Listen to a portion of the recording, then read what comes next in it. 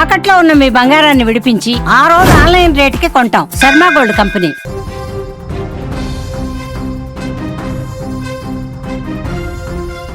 హైదరాబాద్లోని గచ్చిబౌలిలో షాకింగ్ ఘటన చోటు చేసుకుంది. మద్యం మత్తులో ఉన్న ఓ యువకుడు బెంచ్ కారుతో రోడ్డుపైన బీభత్సం సృష్టించాడు. నానక్రామ్గూడ వద్ద ఒక కారును ఢీకొట్టి పారిపోతుండగా ఐఐటి జంక్షన్ వద్ద ట్రాఫిక్ కానిస్టేబుల్ నరసింహులు అతన్ని ఆపేందుకు ప్రయత్నించాడు. అయితే ఆ యువకుడు కారు ఆపకుండా కానిస్టేబుల్ ఢీకొట్టడంతో కారు బ్యానెట్ పైన పడిపోయాడు. ఒక పక్క బ్యానెట్ పైన కానిస్టేబుల్ వేలాడుతున్నా కూడా నిందితుడు అలాగే కారును దాదాపు 800 మీటర్ల వరకు అతివేగంగా తీసుకువెళ్లాడు. దీన్ని గమనించిన తోటి వాహనదారులు కారును అడ్డుకోవడంతో కానిస్టేబుల్ ప్రాణాలతో బయటపడ్డాడు. నిందితుడిని నార్సింగికి చెందినటువంటి తరుణ్గా గుర్తించారు. బ్రీత్ అనలైజర్ పరీక్షలో అతడు 160 mg వరకు మద్యం సేవించినట్టుగా తేలింది. నిందితుడిపైన హత్యాయత్నం కేసు నమోదు చేసిన పోలీసులు కారును స్వాధీనం చేసుకుని విచారణ జరుపుతున్నారు. ఏదేమైనా కూడా మద్యం మత్తులో ఆ వ్యక్తి చేసినటువంటి వీరంగం ఒక్కసారిగా అక్కడ కలకలం రేపింది. అక్కడ ప్రయాణిస్తున్నటువంటి తోటి వాహనదారులను కూడా తీవ్ర భయాందోళనకు గురి చేసింది.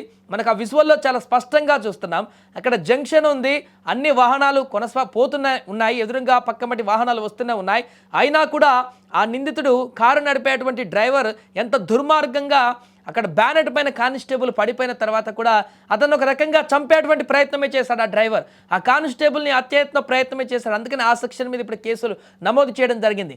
కానిస్టేబుల్ ఆపేటువంటి ప్రయత్నం చేస్తే డ్రైవర్ ఆ వాహనాన్ని అతను తప్పించిపోయేటువంటి ప్రయత్నం చేయాలి ఒకవేళ తను ఈ రకమైనటువంటి దుర్మార్గానికి పాల్పడితే. కానీ కానిస్టేబుల్ని గుద్దేసి ఆ గుద్దిన తర్వాత కానిస్టేబుల్ బ్యాలెట్ మీద దెబ్బలు తగిలి అక్కడ బ్యానెట్ పైన పడిపోయినప్పుడు కనీసం అక్కడ కారు ఆపి కానిస్టేబుల్ అక్కడ బ్యానెట్ మీద నుంచి పక్కకి తీసి అంబులెన్స్కి ఫోన్ చేయడమో లేకుంటే హాస్పిటల్కి తీసుకువెళ్ళడమో చేయకుండా ఆ బ్యానెట్ మీద పడ్డటువంటి కానిస్టేబుల్ని అదే రకంగా మూర్ఖంగా వాహనంతో ఇంకా 800 మీటర్ల పాటు అలాగే బ్యానెట్ మీద పడ్డటువంటి కానిస్టేబుల్ని ఆ స్పీడ్ వెహికల్ తోటి తీసుకువెళ్ళాడంటే ఖచ్చితంగా డ్రైవర్ హత్యాయత్నం చేసినట్టుగా పరిగణించాలి. అందుకనే ఆ రకమైనటువంటి కేసుని ఇప్పుడు పోలీసులు నమోదు చేశారు.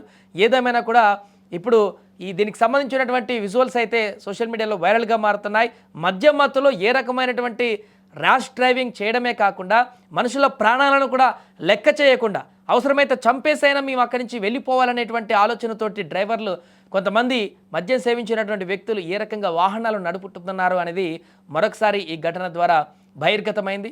ఏదేమైనా దీని పట్ల పోలీసులు చాలా సీరియస్గా ఉన్నారు. ఇలాంటి ఘటన పట్ల మద్యం సేవించి వాహనాలు నడిపితే కఠిన చర్యలు తీసుకుంటామని ఇప్పటికే చాలాసార్లు చెప్పినా కౌన్సిలింగ్లు ఇచ్చినా ఇంకా కొంతమంది తమ బుద్ధి మార్చుకోకుండా ఈ రకంగా మద్యం సేవించి వాహనాలు నడపడమే కాకుండా పోలీసులపైనే వాహనాలతోటి ఈ రకమైనటువంటి దుశ్చర్యకు పాల్పడడం అయితే చాలా సీరియస్గా చూస్తున్నారు ఈ ఘటనను.